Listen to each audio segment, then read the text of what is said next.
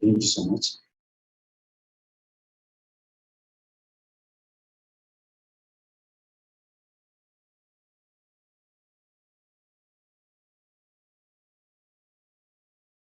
Eso, más que nada. Sí.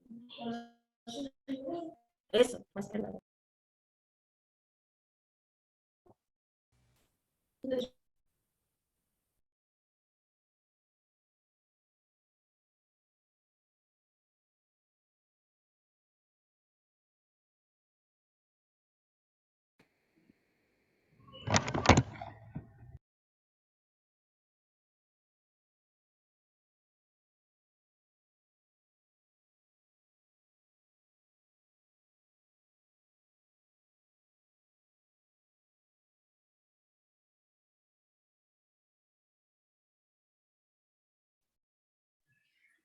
No se oye. Hola, realmente no estamos esperando a que nos indiquen cuándo iniciar, ¿ok? Ahorita no, creo que no. Para las personas que están diciendo que no se oye nada, todavía no empezamos, estamos esperando. Gracias.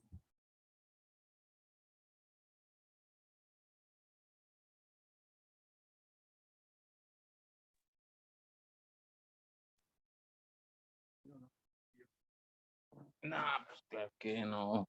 De ganas, por favor.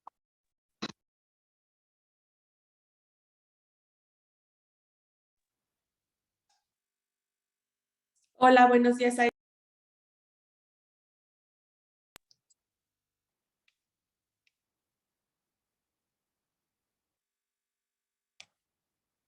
Bien, ¿ahí ya se escucha?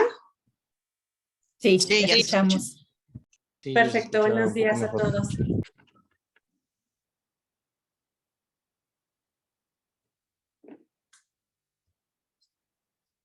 Bien, vamos a dar inicio. Bienvenidos a todos a esta masterclass. Bueno, en el marco del ciclo de masterclass que la Dirección General de Centros de Formación para el Trabajo ha organizado.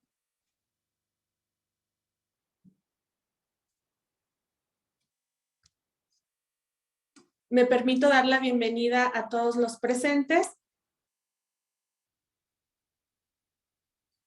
a la ponente del día de hoy, no sin antes hacer llegar un afectuoso saludo, por supuesto, por parte de nuestro director general, el doctor Rolando de Jesús López Saldaña, y del licenciado Juan Edín Méndez Ríos, responsable del Centro de Investigación y Desarrollo de la Formación para el Trabajo, quienes, bueno, ellos están siguiendo de cerca esta sesión.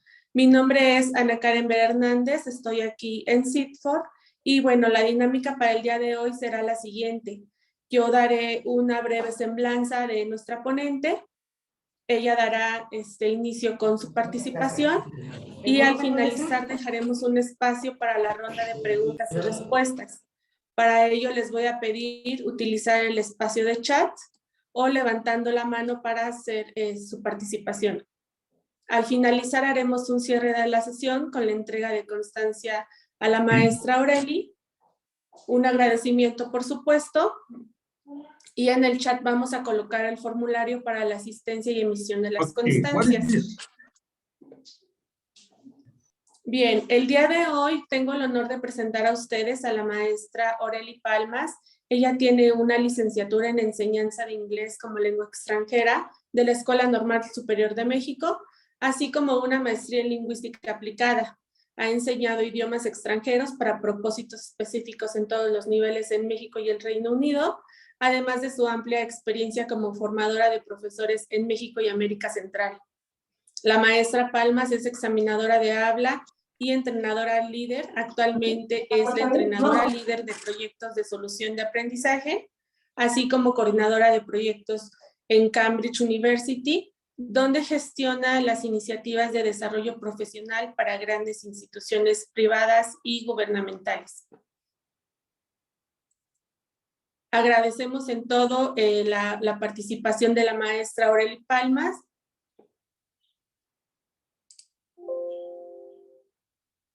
Y maestra, me parece que ya tiene la opción para que pueda compartir alguna presentación y dar inicio. Sí, maestra Karen, ya veo aquí el share screen. Déjame compartir mi presentación.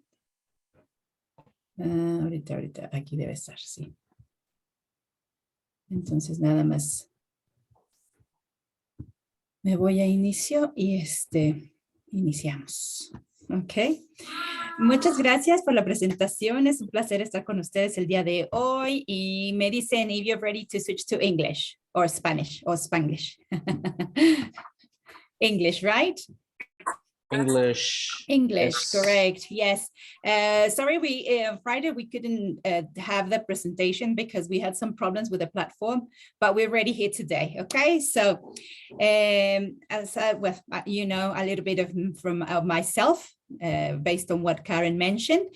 So today we're going to talk about the 8 key principles for teaching English as a foreign language. These key principles are based on the whole experience that I have acquired and all this research that I have been doing. So let's get started. Tell me, start thinking. I want you to start thinking, how are languages learned? How are languages learned? So please, as Karen mentioned, type your answers in the chat box and let me read your thoughts.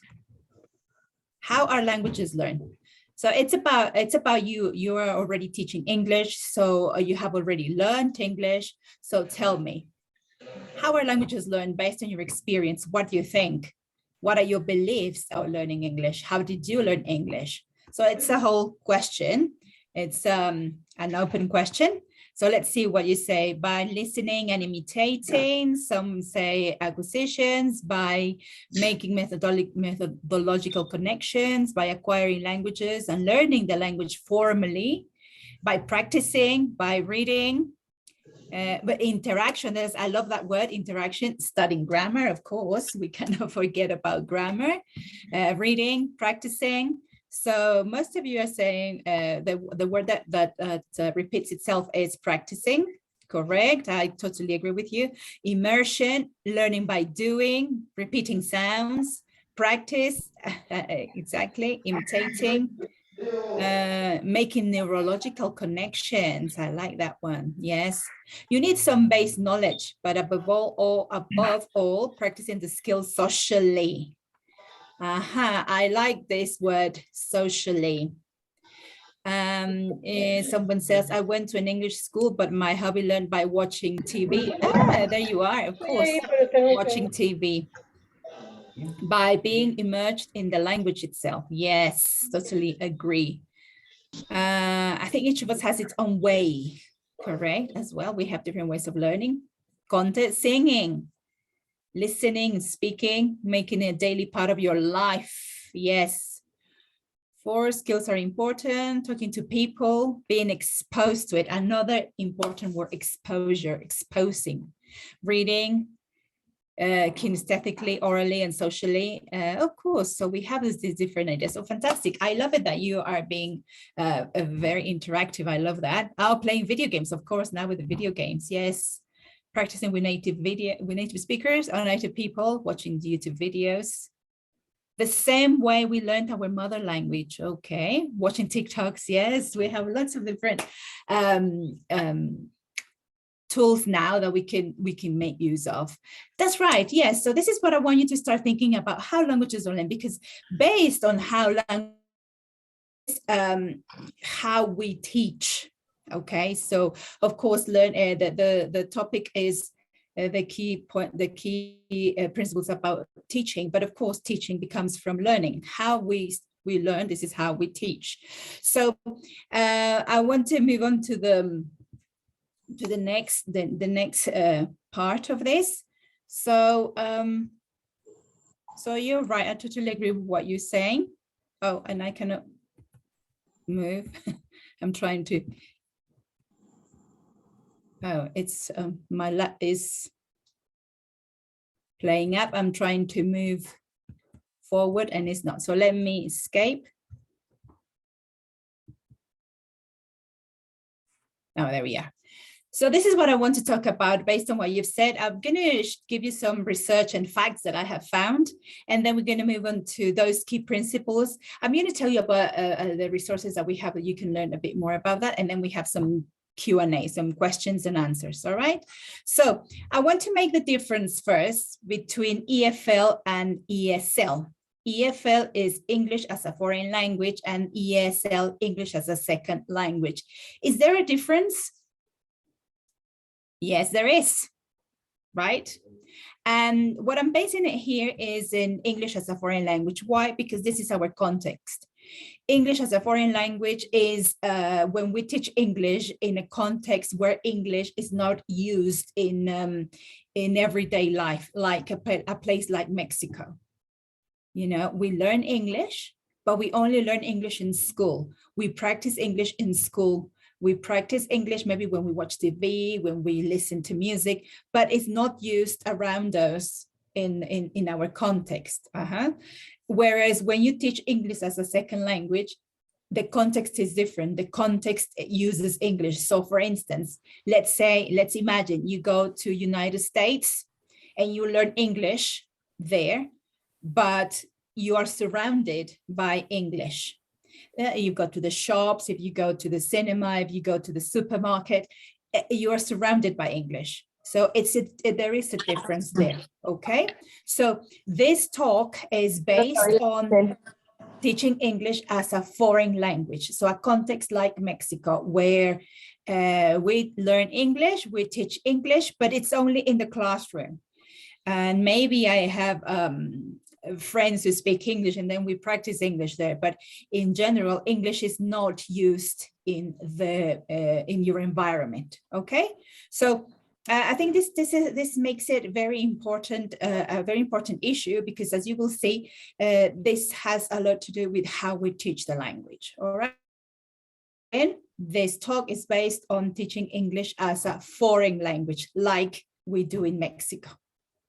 All right, so let me tell you a little bit about some research that I have found. So did you know that in Mexico, from all of our population, only 5% of the population speak English? I think it is surprising, it is shocking to say the least. And of that 5%, only 65% of those 5% are at between an A2 and B1 level. This is based on a study by El Financiero, the study that El Financiero published in 2021, and it was developed by an institution of commerce in Mexico. So what does that tell you? What's going on with Mexico? And I wanted to start with this because we need to see that what's going on in our country, in our systems and everything. So only 5% of all the population in Mexico achieve speaking English. And of that 5%, 65 of them achieve B1 level, which is an intermediate level, right? And I wanted to share this with you because, as you heard in my biodata, I studied in England. I did my master's degree in England. And when I did my master's there, it was actually before the master's, I went on a scholarship as a student exchange. And I was at a university in London. And I could see how there was this, they used to call it the self-access center. And there it was all the different students, they could go in there to learn different languages. So any language. So lots of Spanish, French, Italian, etc. And they call it the self-access center. That's where you had the computers, you have free access to internet, it's like a library, but specifically for learning languages. And I could see how all of these people were, they were not given homework. Students were not given homework. They just were there. And it always surprised me because teachers wouldn't give them homework, but yet they were there all the time to practice languages, checking videos I was teaching Spanish there, so they would watching videos in Spanish, asking questions about Spanish. So you could see how motivated and eager about learning their foreign language, in this case, Spanish. And I remember back then someone told me, well, if Mexico, is next to United States and the Mexicans don't have very good level of English, why? If you are neighbors with America, with the United States. And I thought, well, that's a great question. Why? Look at these levels. If you compare English-speaking countries in Europe, their levels of English, this is a different, these are different studies, okay? So there are different points. But here, if you see the points they have, they measure the language ability, but they also measure the type of classes they have and resources and everything, but to learn in this case English. But if you see Netherlands achieved 72 points, and Mexico is at 49 points. Yeah. So why is there so much difference? Why is that? And these things, and even look, Mexico, if you compare Latin America, Argentina has better levels of English than Mexico. What surprised me is even Dominican Republic has better level of English than Mexico, right? So I always wonder that, that what's happening. And, when these colleagues in Europe, they were telling me, but why in Mexico, they don't have better levels of English? So I thought, yeah, that's very interesting. Why? What is happening in our country that we are not achieving great levels of English? And even though, we have lots of... Sorry, guys. Can I ask you to switch your microphones? Wendy, please. Wendy. Sorry. It's okay. Just make sure you have I'm so sorry about that. Don't worry. It happens. Okay, thank you. Right, so going back, so what is happening, of course, and this is when I decided to study applied linguistics, and then, I got into teacher training based on that. It's like, what's happening with my country? Why are we not achieving great levels of English if we have the resources? We're very close to the States, and there are many factors now, after all these years of experience and working with a lot of teachers throughout Mexico, throughout Latin America, I see that there are many different factors, and factors that affect how we achieve good levels of English. Here Course says ideological and political reasons. Well, that's a great point, but you know, you with this comment, you make me think of a teacher. As you heard, I also studied at the Escuela Normal Superior, and I remember I had a teacher. She was a lectura y redacción teacher, no? So Spanish language directed, you know, very focused on that. And I remember she didn't like the ideology of the states. She kind of, and I want to put it in quotation marks, she hated the American culture. But guess what? That was her motivation.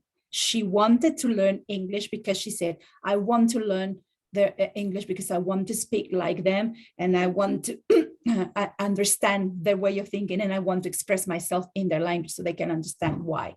So actually, you know, with this example, I tell you based on that comment that yeah, there might be a resistance, but also that could be the motivation, because she wanted to learn, and then she started taking English courses with us practicing English teachers. So there are many different things. Yeah, Carmen says motivation is very important. Yes, exactly. And then Berenice says the English we teach in Mexico is very different from the one spoken. I missed it. It was a good one, but I missed it on all these different comments. Well, anyway, so I lost your comment, sorry.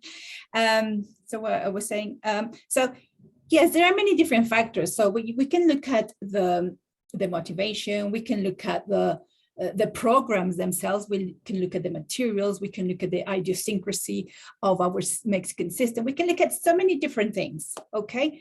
But something that, and this is what I want to share with you today, is that yes, there's so many different key factors. But guess what? And this is what I love teaching. You are in charge of your classroom.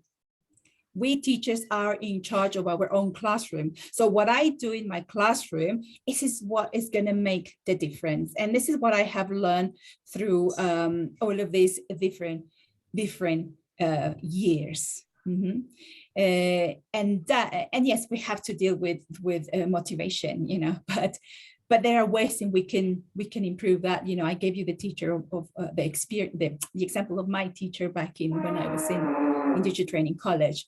So what I want to share with you today here is about, as I said, the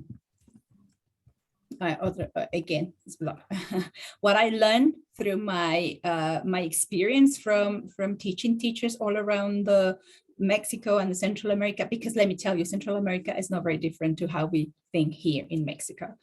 And also what I learned through my studying in linguistics, and I love linguistics.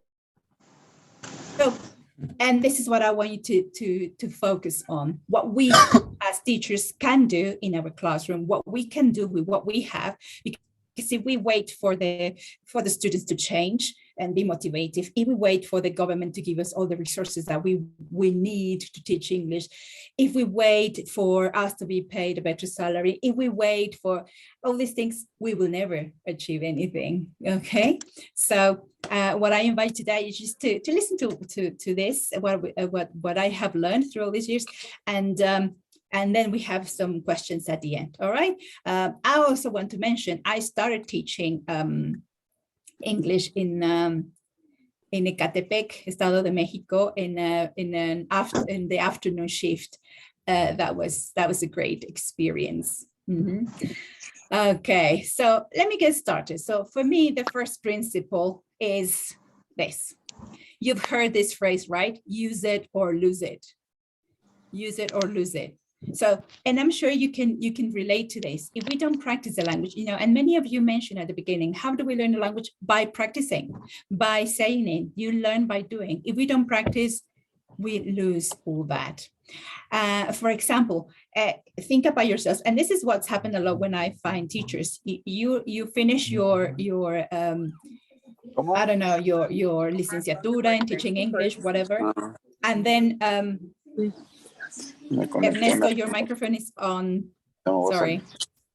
Voy a abrir un poco la puerta por el pastel. Ernesto, your microphone is on, is open.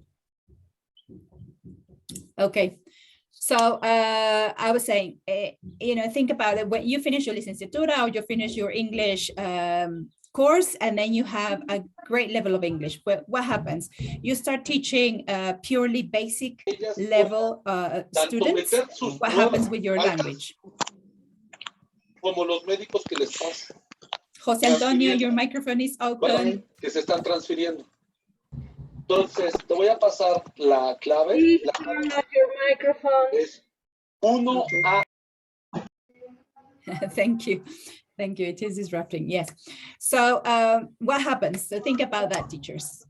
If you keep just teaching low-level English students, what happens? What happens to your English? It goes down, doesn't it? So we need to keep practicing at higher levels of English. So this is good. This is a principle for you, teachers, and for your students. So your students need to find, we need to give them create activities where they actually practice the language, not just learn about grammar or learn about how to read or how to listen, but they actually use it or lose it. And you teachers, to keep our English going, we need to find ways in which we can practice, find native speakers with the TikToks, with the, with the so many tools now that we have, we can do it, right? So that's one. 2.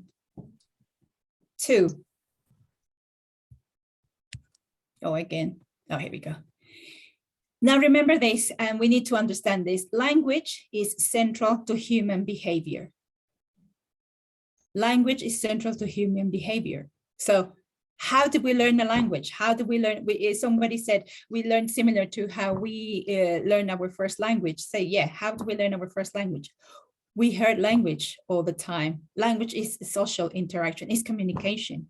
So if we want to improve our learners' understanding of English or speaking English, we need to give them activities where they can actually communicate with each other. Language is social interaction. We learn Spanish because we were interacting with everyone in Spanish. And this is with what it has to do with EFL and ESL.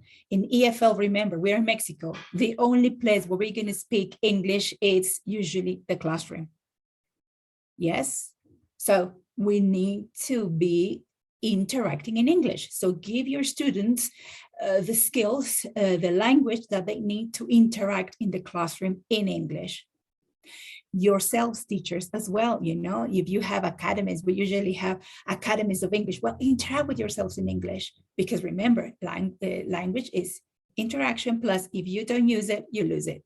So find yourself ways in which you can interact in English all the time. This is important. And, it's not enough to teach our students the simple past or the passive voice and the grammar rule. We need to teach them to communicate in English. That is strategies, conversation strategies, that is language use, not just the form. Yeah. So all of these different things. So remember that language is social interaction. The next one, and for some reason, my laptop just freezes. Here we go. And number 3, teaching English is a human experience. So and not just English, right? Any teaching is a human experience.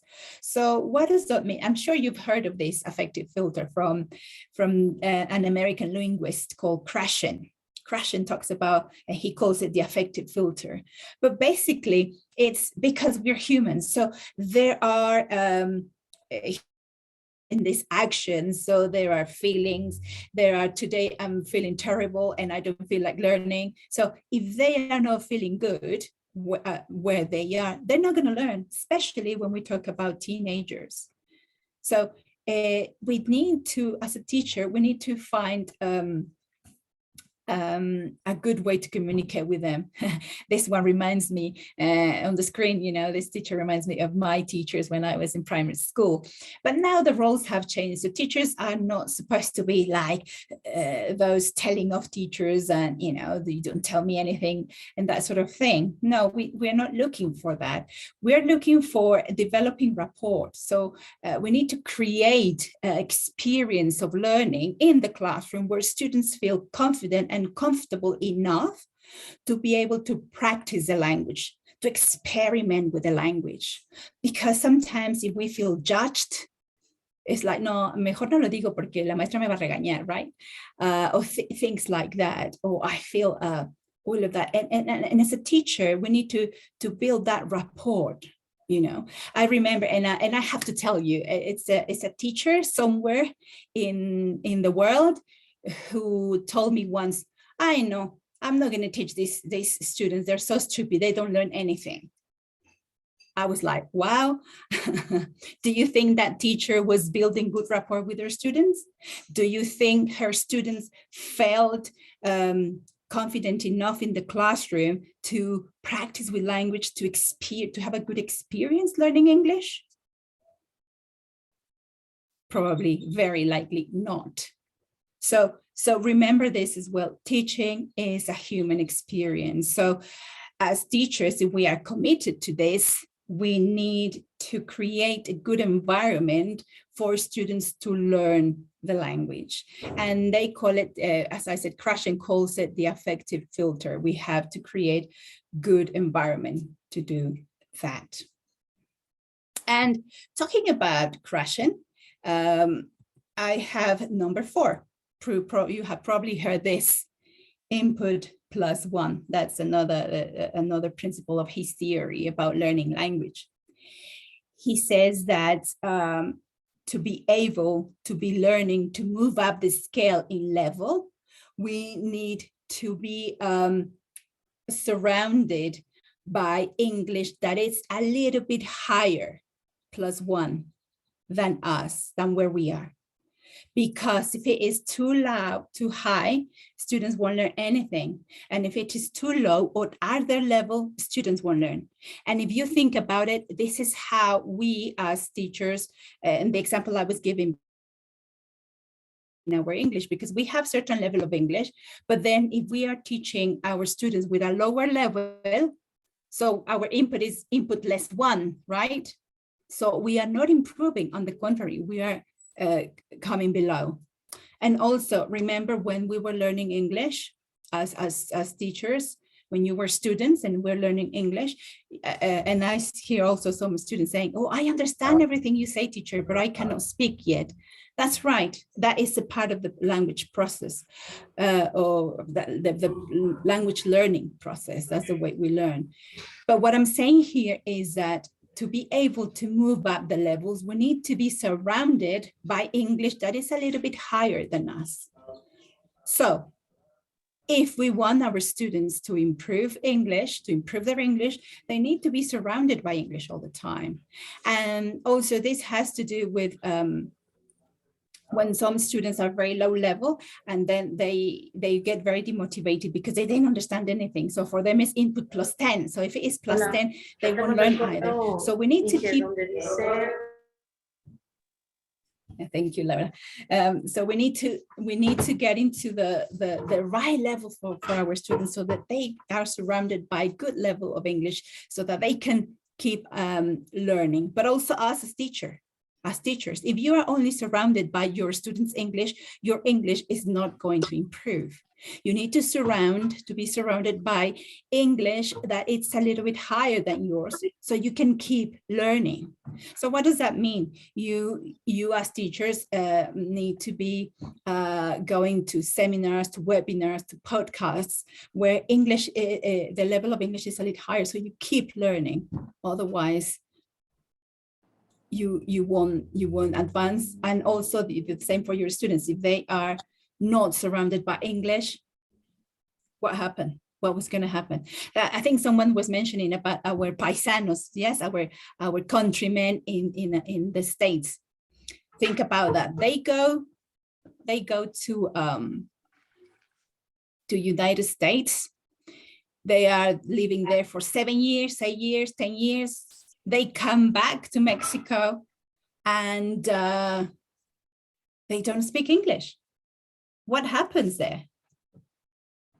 Why? Any ideas? Why that? What happens to them? They don't practice it. They don't practice, that's right. They do not like it, they don't like it. What else? They didn't expose themselves. Thank you, Rafael. That's right. There was no need to. You think about what happens to them. These countrymen that they go to the States and then they go to the Latino community. They go to the shop, everyone speaks Spanish. They go to their work, they don't speak to the people in it, they just speak among themselves in Spanish, right?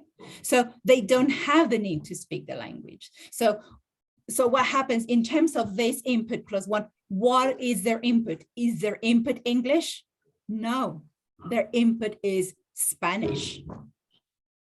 So if their input is Spanish, they will learn Spanish, right?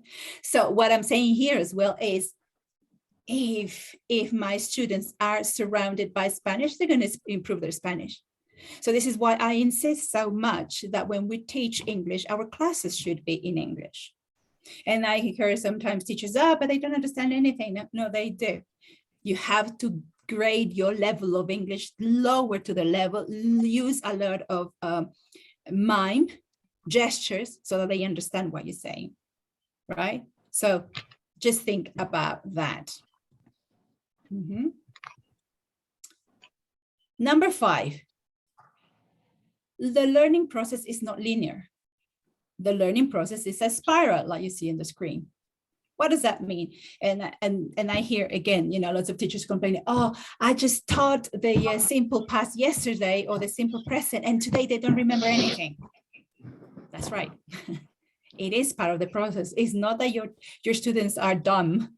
It's just that the part of the learning process. We have to recycle. It's a spiral. So we need to recycle the what we teach them all the time. Yes, we need to. What we saw 5 days ago, we need to retake it this today and then retake it next week until it goes to the long-term memory, and that set is there. So this is why it's important that when you teach your students to be number one aware of this, and don't think that they're dumb. It's just a part of the learning process. We don't get it just at once. But also that the materials that you use, and this is going to happen with this happens with Cambridge books, that your books recycle the language, that what you studied in Unit 1, it appears again in Unit 3 in the reading, for example. The vocabulary that you introduce in Unit 3, you will see it in the reading in Unit 5.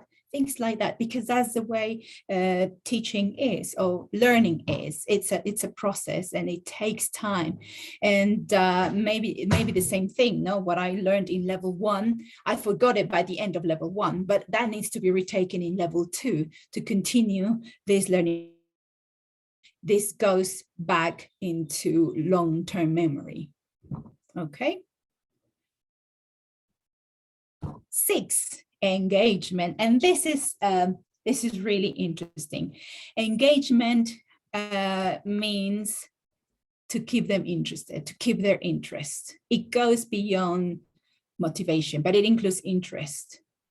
So if a student is not engaged in our classes in learning the language, forget it. We could do this, we could do that, and they won't be learning anything. So we need to find about what their interests are.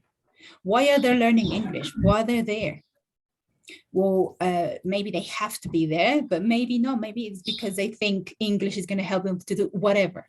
Like my teacher, she hated Americans, but she wanted to learn English because she wanted to understand what they were saying about her. No.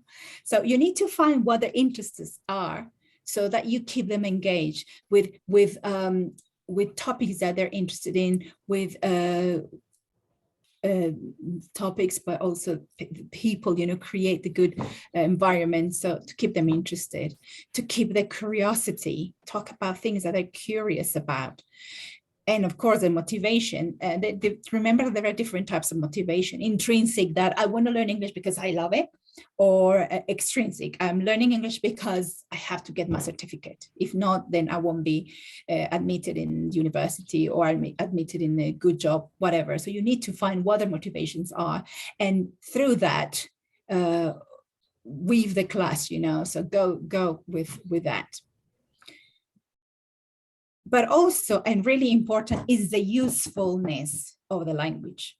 Why is it useful for them? Some people, I remember I did a study in Cozumel. I enjoyed it, of course. I went there for work in Cozumel. That was fantastic. But what it really impacted me is that I was interviewing kids, primary kids. They were about third grade, so they must have been about 8 or 6 year olds. And they said, I want to learn English because I want to be able to tell los gringos, that's how they said it, los gringos, when they ask me where a petrol station is, and be able to tell them where it is, right? So they need to find the usefulness. Of course, in a place like Cozumel, it's easier to find the usefulness of English. But in your context, why are your students learning English? But they need to find the usefulness of it. Nowadays, we know that English is just, it is something that you need to do if you want to keep growing not just at work professionally, but also as a person. As a person, when you learn English, it opens up so many different doors culturally as well. So that's really important. They need to find the usefulness, why they're learning what they're learning. And sometimes we forget that. We know, as teachers, we know the usefulness, but we need to share it with them, as well. Why is it useful? And of course, to keep their attention. I know sometimes as teachers, we are competing with technology, that, videos and this, but we need to find ways to keep their attention. And of course, we say here, what you see here on the screen is the learner at the center of it all. And this is what we're looking for, that our classes be learner-centered rather than teacher-centered, so teaching what the teacher thinks they should teach. But more than that is like, look at your learners. What are your learners' profiles are, like what they want, what they're learning English for, and build our classes all around that. Okay. Let's have a number 7. Feedback, please, teachers, don't forget feedback. Don't forget feedback. We sometimes, what I've seen, as I said, I've observed lots of different classes as well, and they are fantastic classes. You have the students engaged, you do this, but sometimes they forget to give feedback to students. So, and how is a student going to improve if he doesn't know where he's going wrong? And it goes for us, like I find some adult learners saying chocolate, like for a certificate. It's not their fault. Nobody has ever told them that chocolate is not chocolate. It's chocolate, right? Chocolate for a certificate, no certificate. But whose fault is it? Nobody's fault. It's simply they have not had the feedback. Nobody has told them that it's not chocolate. Nobody has told them that it's chocolate. Okay? So what I'm saying here is always give feedback to your students. And it's not because, it's not just like, oh, that's wrong and that's said. No. We need to say, this is wrong, why? And this is how you need to do it. I know that sometimes we have so many papers to mark, but I would tell you, maybe in terms of your students learning, maybe it will be more fruitful to give them one homework that you give good, real feedback, thoughtful feedback, than giving them 10 homeworks that, because there's so many, you don't have enough time to score and to give feedback to your student. It's not worth. So again, I go back to saying, you know, feedback. I'm not going to know.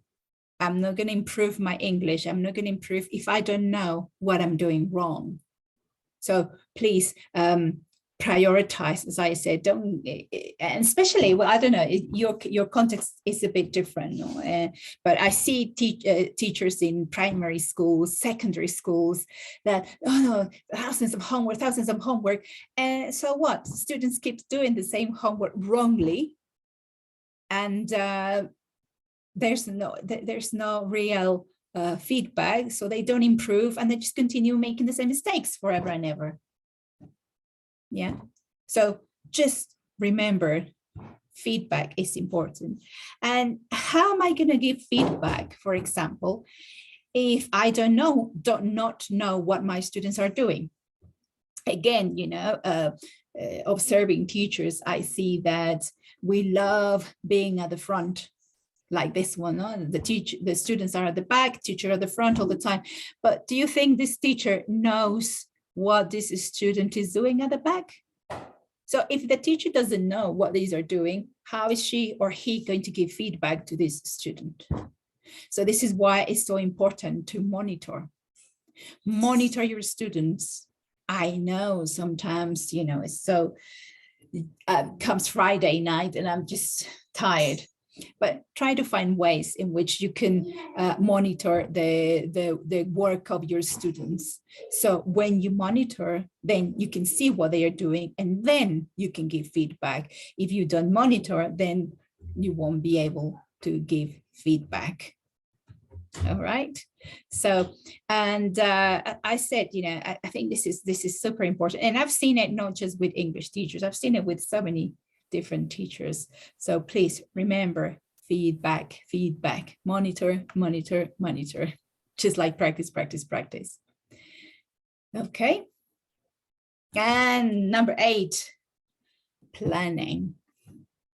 Now, what's this that you can see on the screen? I love this picture, because I don't know, I love this song. I don't know if you heard the song To Heaven. No, maybe yes, maybe not. Stairway to Heaven is an old song. I think it's a 70s or even 60s song. But then I found someone saying Stairway to Nowhere. And this is what it is about, Stairway to Nowhere. If we don't plan, it is a stairway to nowhere.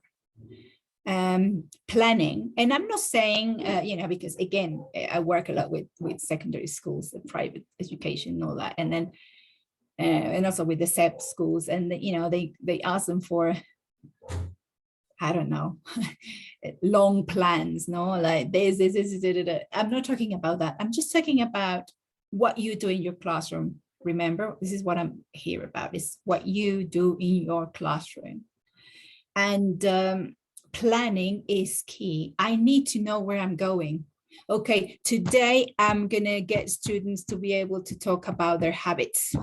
That's simple present tense. I get up at 8, I have my breakfast at 9, etc., etc. So I need to have clear in my mind where I'm going, what this stairway is going to. Okay, because if not, then I will be aimless, you know, I'll be going like that. So it's not that you have to follow the plan to the letter. I'm not saying that. What I'm saying is you need to know where you're going. Maybe your plan is this stairway, like that spiral stairways, but maybe because, as we said, it's a human experience. We don't know how our students are coming today. They might be really happy. They might be really sad. There maybe something happened in the school that it changes the ambience, the atmosphere of the classroom, and you need to change your activities. That's okay. I'm not saying you have to follow the plan. You have to be prepared for changing your plans. But we cannot what we cannot have is not a plan. I need to know where I'm going. What is my aim today? What is my intention today? What do I want my students to leave my classroom with? At least maybe 5 words, new lexical set, maybe. Maybe just a sentence, or maybe understanding how to make questions in the past tense using did. It's just one thing, maybe. It depends on how many hours, it depends on many things, right? But what I'm saying here is you need to have a plan. You need to know where you're going. And once you know where you're going, then you can arrange your activities as needed or change the activities. I always tell them, teachers, we need to have plans A, B, and C, especially if you teach young adults or teenagers, because you don't know how they're coming in terms of emotions, right? So plan, but also be ready to change those plans. But what we need to have clear in mind is where we're going.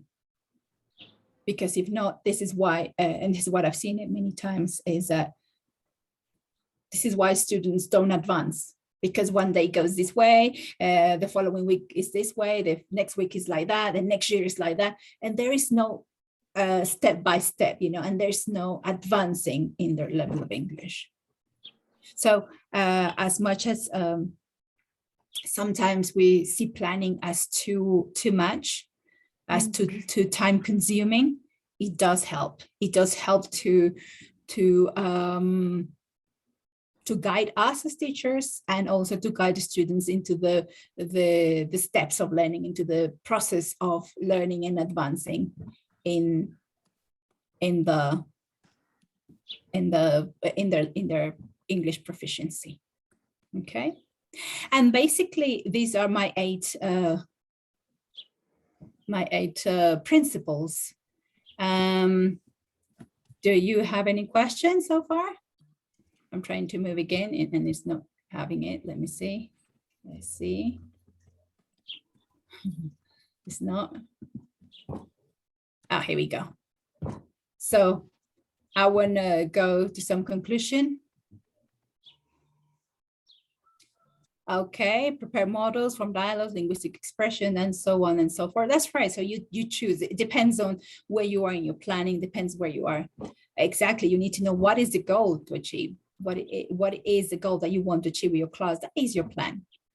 And based on the goal, then once you know where you want to go, then you know how to achieve that, right? Thank you, Chris. So let's draw some conclusions, which are basically what we have looked so far anyway. And again, it's not responding. I don't know what's going on with my laptop. Pressing next and is not responding. Let's see. Okay, let me escape. And it's not responding either to escape. Okay, someone's talking about the Bloom's taxonomy, of course. Maybe it's the internet connection, Carlos. Could be. Okay, I'm trying again. Planning must be flexible. Indeed, this is what I just said. We need to be prepared for changing the plans completely, but we need to know where we're going. It's like you go on holiday. I want to get to Puerto Vallarta. Okay, but there are many ways to get to Puerto Vallarta. I can get to Puerto Vallarta through car, through airplane. I can, use a bicycle, etc., etc. No, but it has to do. We have to have a name where we're going. All right. We also have to check the time we have for each course. Of course, you have all of this. Yes, and remember, all I'm saying here, these are like the principle. These are for me like the key things that we need to do when we're teaching. But of course, to achieve those, there are so many other different things that we need to do. And this is what, this is a presentation, our first presentation from Cambridge to you, because this is like the start. This is where we're going to start. And but you were going to have lots of different, more other courses where we're going to look at this, you know, like for example, somebody mentioned Bloom's taxonomy, and of course Bloom's taxonomy helps us also to plan. And I love Bloom's taxonomy because it really shows you that if you stay here at the lower thinking skills, at the lower level thinking skills, it's just stay at memory. And this is why sometimes students forget, because they're not meaningful. We need to go to the higher level of Bloom's taxonomy, which is creating. So that's when the learning starts to happen, you know, the acquisition starts to happen.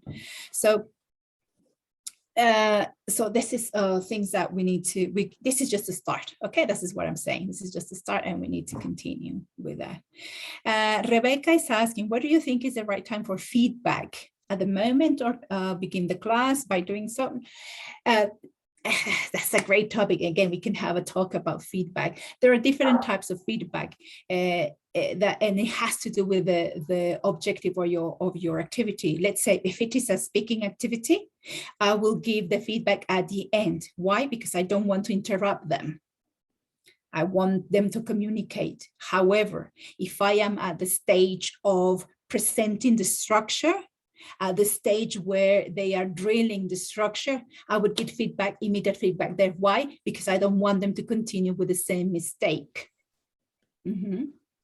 So it depends on what my aim of the activity is. But feedback cannot be gone, you know, you have to do it depending on the type of activity you are doing. All right.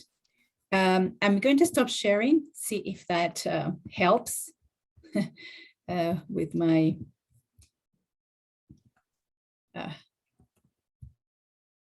oh, I don't know why it's not happening, but anyway, I can tell you my conclusions maybe. Stop sharing. And I can tell you, well, the conclusions are, because we're close to the time now. So the conclusion is basically, remember, number one, use it or lose it. That's it. Practice, practice, practice. Remember, language is central to human behavior. As we know, we are working with humans and we need to remember the affective filter. I'm trying to share my screen now, see if this works. Oh. Sorry, are you seeing my screen? Yes, you're seeing my screen. Okay, perfect. Yeah, we have it. Use it or lose it. Language is central to human behavior. So, affective filter. Teaching English is a human behavior. So interaction, always find activities where your students communicate. It's not just planas y planas y planas, no? It's interacting, is speaking, is using the language. It's a human experience. Teaching is a human experience. So create a safe environment so that your students can practice their speaking. Input +1, always a little bit higher, remember, for you and for your students. The learning process is not linear, it's a spiral. So always we need to recycle the language. Engagement, there are different ways to engage your students. Interest, motivation, usefulness, you need to show them all of that. Feedback, remember, feedback is central to learning. If we don't give feedback, I don't know where I'm going wrong.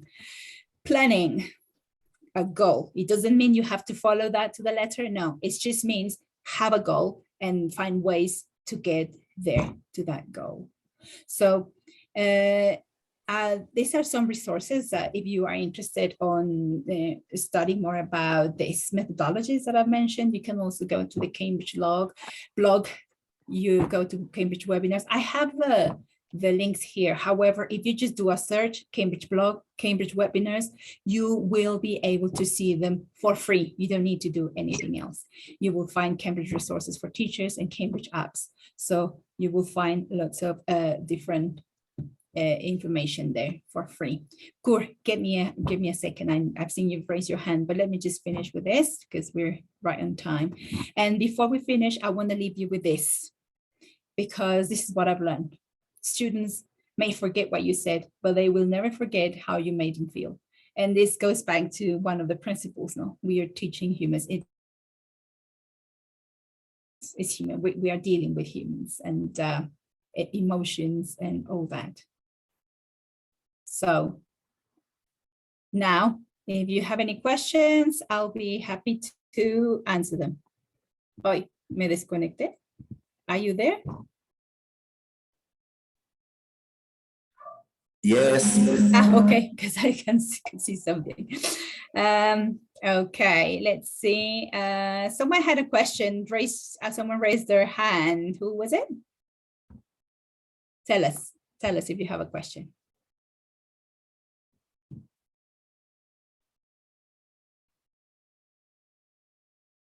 No? Sorry, it was me? Yes, that's you. Yeah.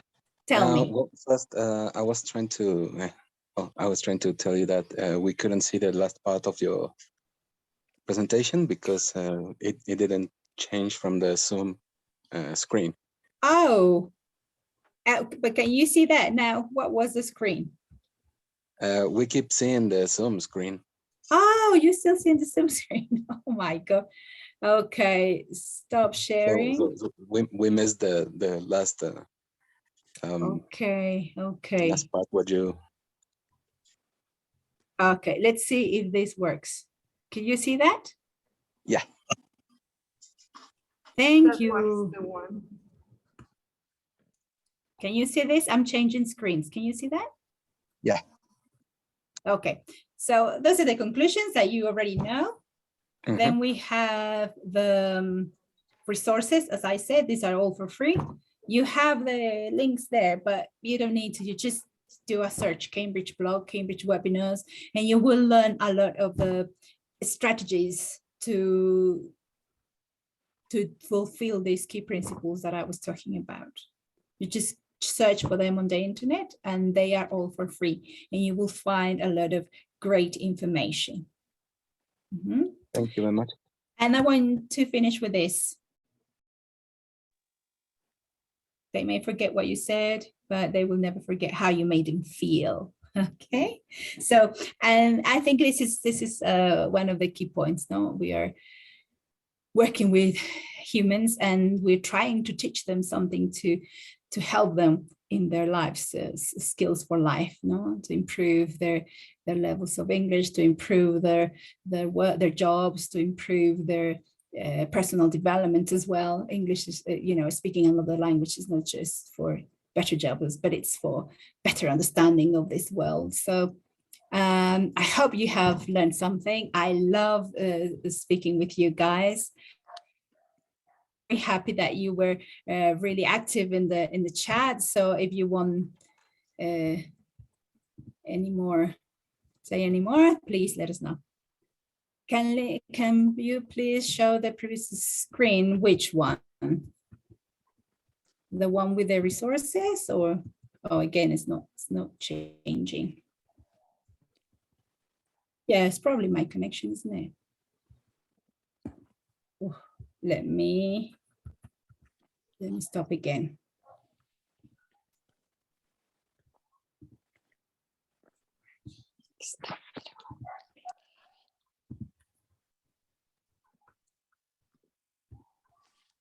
This one or that one, or the one with the resources? Probably the one with the resources, right? That's the one you want to see.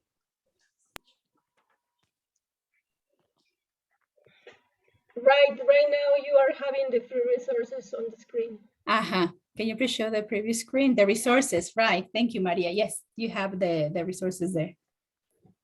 Mm-hmm. I love the webinars because you can, hear them and be doing everything else. Okay, So can you write the link on the Cambridge webpage or link for more training? Oh, okay. Yes, I could do that as well. Let me do that in a bit. Let me just read some more messages. Thank you, Ride. Thanks. Okay, thanks, Hilda. Well, yes. Tend to be material holders, yes. We do. Well, welcome. Welcome, Maria. Norma. Irai, thank you. Thank you, that's great.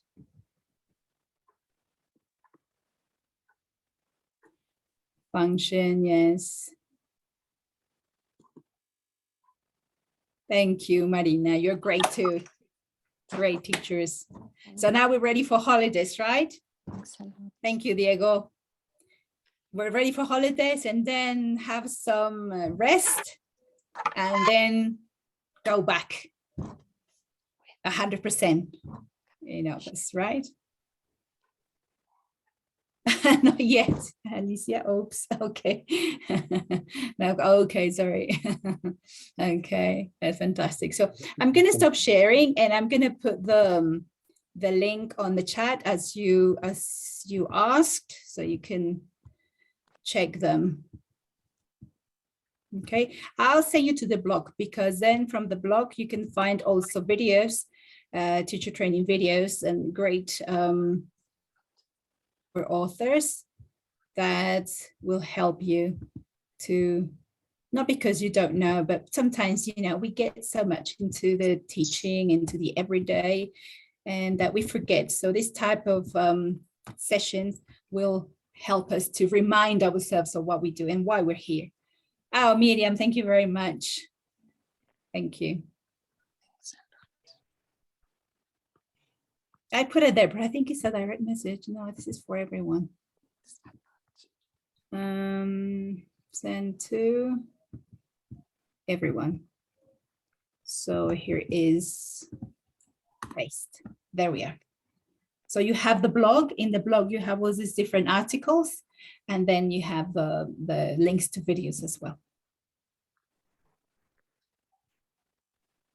Wish 3+. Yes. Thank you, Norma. You get sending great messages. Thank you very much. It was fantastic to be here with you. I hope to see you soon again. And well, Miss Karen, I don't know if you have any comments to talk about.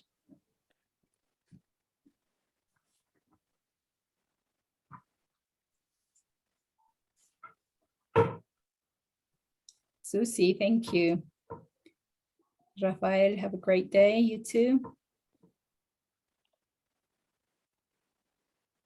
Correct, Lupita. Feedback could be feedback is at a different stages of the learning process, and it has different strategies and techniques.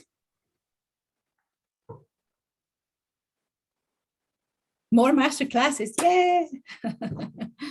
Fantastic, Alicia. Yes, me too. Hope we meet again. All right, so I don't know if Karen, you're here. So is there anything else? Hola, hola, aquí estoy. Excelente, pues con esto terminamos, Karen. Muchas gracias. Es fantástico, los maestros súper activos en el chat. Me encanta. Un placer estar con ustedes. Gracias, Arely. Sí, como puedes ver, es siempre la participación y la respuesta que tenemos a este tipo de convocatorias por parte de docentes en cualquier especialidad que trabajamos en CECATI siempre es así. Siempre hay muestra de su mejor actitud, de su participación, de su interés, siempre motivados por seguir aprendiendo.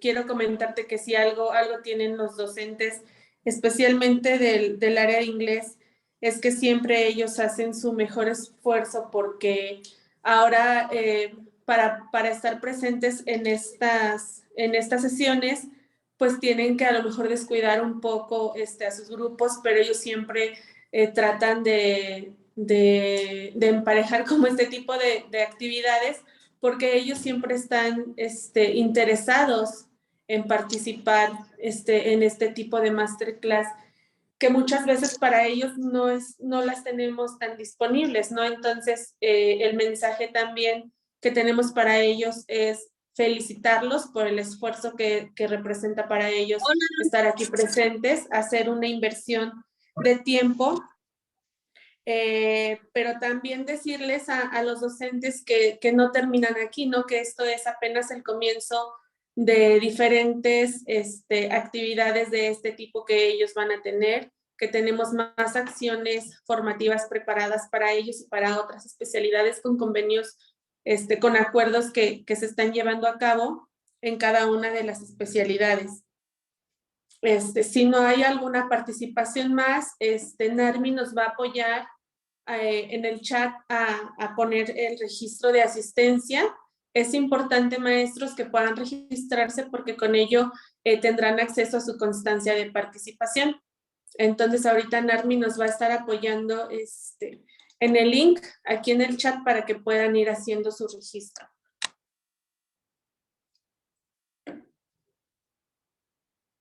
Narmi, también si nos puedes ir apoyando con la, para compartirnos el reconocimiento de la maestra Aureli. Sí, permíteme un minuto. Sí, gracias. Excelente, pues sí, gracias, Miss Ana. Todos los maestros súper participativos, excelente. Muchas gracias, maestros, felicidades por su entusiasmo.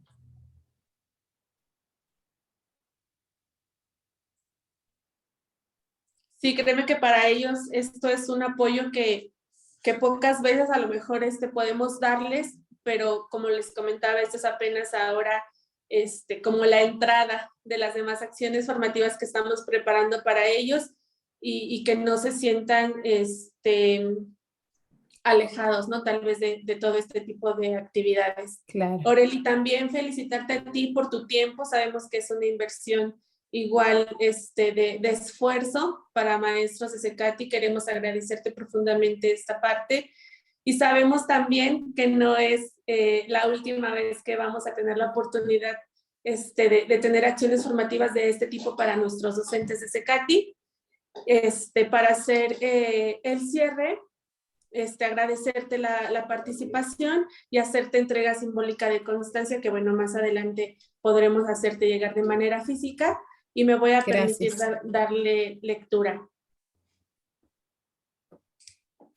Dice: la Dirección General de Centros de Formación para el Trabajo otorga el presente reconocimiento a Aureli Palmas Galindo por su participación como ponente en la Masterclass de los 8 principios clave para la enseñanza del inglés como lengua extranjera, llevada a cabo el día de hoy, 11 de julio del presente año. Firma el responsable del CITFOR, el licenciado Juan Erín Méndez Ríos.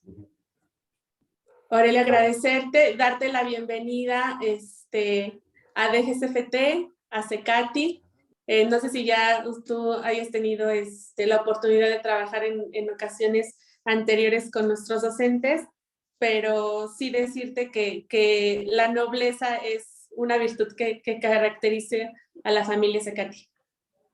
Gracias, sí lo veo, me encanta, no había tenido la oportunidad anteriormente, entonces va a ser un placer continuar trabajando con ustedes. Excelente, muchas gracias, agradezco la invitación a participar con ustedes y el reconocimiento. Muchas gracias. Bienvenida, gracias a todos, maestros, por su participación. Les iremos compartiendo más adelante algunas otras acciones formativas que tenemos preparadas para ustedes. Esto es apenas el inicio. Muchas gracias a todos. Buena tarde. Disculpen, no hemos registrado nuestra asistencia. Buenas tardes. Sí, ahorita Narmi nos va a estar apoyando en el chat para colocar la liga y puedan ahí hacer su registro para hacerles llegar sus constancias. Ok, gracias. Gracias. Gracias, buena tarde. Buena tarde, Eli. Muchas gracias. Gracias, buenas tardes. Hasta Juli. Muy bien, gracias. Thanks a lot. Have a great day. Quiero compartir pantalla porque